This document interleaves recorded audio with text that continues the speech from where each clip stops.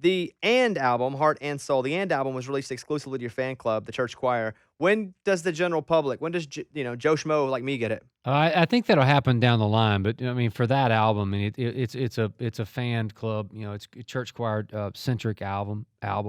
So I think that will happen down the line, but they're going to get to enjoy it for a little while longer. My bigger question, Bobby, is why are you not in the church club? That's funny because if I'm in your fan club, I can't vote for anything. And they're like, before you're on a board, because I'm on boards, Eric. You know how this town works. And if I'm in the church choir, I No, can't be on a board. It's all kinds of barriers. You know what it's like. All right, anyway. This is about you. Now, you spent 28 days in the mountains of North Carolina. We talked about that a bit earlier, but in case people are just tuning in, you're writing and producing one song a day. There are 24 songs on 3 albums. Were there 3 or 4 songs that did not make the cut, and what happened to them? Creativity run amok. There are those songs that went off the rails, and you look back on them, and we committed to them. We wrote and recorded that song that day, but it didn't. They ended up not being what was worthy of the project. But I think that that happens when you're doing something like this, where you're trying to do something every day. When you were talking earlier about in the same day, you would, you sit, you come up with the concept, you write the song. Writing a song takes 3, 4, 5 hours. Then you go and you record the song same day. So you spent 11, 12, 13, maybe more hours in this whole experience, having the baby, raising the baby, right? Now, with all of that being said, were there any of these songs that you look at now and go, man, if we just had more time with that, we could refine that a little more? Like, that's what we would have done. Did you feel like that at all? No. There's 2 ways to do songwriting. There's that you write it, you beat it to death, you run it through, and you refine and you rewrite a bridge or you rewrite a verse, which I've done. And I've had hits on that. I mean, I've done it. And then you have that freedom moment where it all kind of works out. And I think this was just one of those things for whatever reason. So maybe if I want to change a line here, right? But there was this great guitar thing going on here that was in the moment and live. And I can do one or the other. I can't do both. And I think that's what live music is you commit to that moment, you let the feeling be the feeling, and it happens. I mean, some of my greatest records were made that way. I mean, the best rock records of all time are made that way. And I think that this is the first time I've ever committed to that feeling, I guess. There are so many songs to sample. Here with Eric Church, we're going to start with Stick That in Your Country song. So this is one of those extremely rare songs that you didn't hop on as a writer. What about this was kind of that diamond for you that you found and said, I got to cut this song? Right. So this one's got 2 stories. So the initial story, we were done. I was done with the project. We just I think we just finished, I think the last song we did was Crazy Land for the whole project. And Casey Beathard, who I've talked about before, had just left, and he was on a bus with Jeffrey Steele heading back to Nashville. And they got halfway home, and I'm working on the very end of the album, and Jay's going, I think we got it. And Casey calls me, and he goes, hey, what are you doing? So I'm sitting here trying to wrap everything up, and he goes, you got to hear something. And I said, Jesus, God. I said, you wrote another song? I said, I've written 50 of them. I said, you wrote another one? And he goes, nope. Jeffrey did. And he said, he played it for me. And I said, why didn't you play it for Eric? He said, because there's no way, no chance he'll ever record this song. And I was already intrigued. And I said, send it to me. So Casey sent it, and I listened to it. And immediately I walked inside. I told Jay Joyce, my producer, I said, we're not done. And he goes, seriously? I said, no, we're not done. We got one more song to do. And it was the last song we did. And I played it for everybody. I love the sentiment.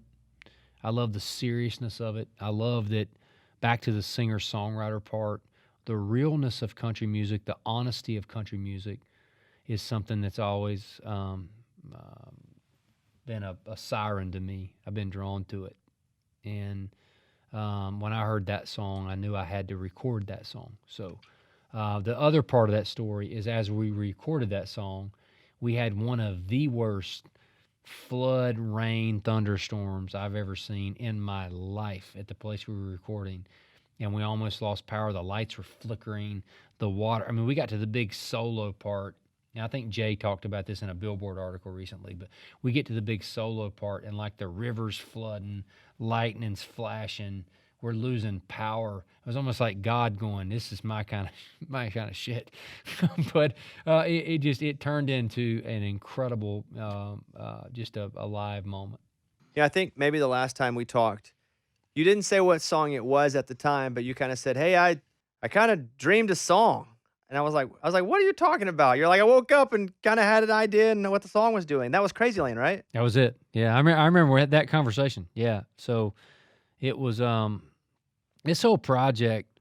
I got to a place creatively that I had never been to before. I would define it as not stable, but somebody like my wife, who was a former publisher that worked with songwriters, she loved it because you get to see what's coming in. But it was almost like a manic. So if you get up in the morning and write a song, and then you record that song that night, then that day's done. You got to do it again. And after 4 or 5 or 6 days, that becomes this treadmill of, everything was a song to me. And I'll give you an example. We're probably not going to play this song, but it's on I think it's on Soul. And it's a song called Rock and Roll Found Me. And I took a weekend off, and my family came to hang out with me in the mountains. And my wife said, "Let's just have a movie night." We popped popcorn, got a bottle of wine. We sat down and we watched Elton John's movie Rocket Man. And I'm 20 minutes into this thing, and he's dressed in this costume, and he's at an AA meeting or something, and he goes, "I was however many years old when rock and roll found me." And when he said that, I got up, said, "Pause the movie." I went to the kitchen, wrote the song. And I just was so into that world and that creativity, I couldn't turn it off. And, good or bad, depends on who you're talking to. But that's the way it all turned out. Here's my favorite song on the whole project. It is Leonard Skinner Jones. There you go. That song makes a jaded guy like myself, who feels like at this point I've seen and heard everything, feel like he hasn't seen or heard everything. You sing it so wonderfully. It's also such a wonderfully written song. Talk about why you decided to cut this song. Well, Casey sent me that song. That's a Casey Beathard, back to the guy that was the rock of the project, right? He sent me that song, and I was listening to it, and this goes back to what I love about country music and what I love about hooks and what I love about payoffs and songwriting is you think you know where this is going, and you think it's a really nice story, and then you hit that Curtis Lowe line, and you're slayed. You're laid out. And that's what the songwriters, when I came up, did. They paid attention to the hook. And then when this happened, Brian Sutton, who's a phenomenal guitar player, one of the best guitar players in the world, came up and heard the song, and we couldn't figure out how to approach this song because the lyric and the performance was so good, it was almost unapproachable. So we brought him up, kind of brought in the ringer, and we sat down one morning and listened to it. And I swear to God, Bobby, first take, that was what you heard there.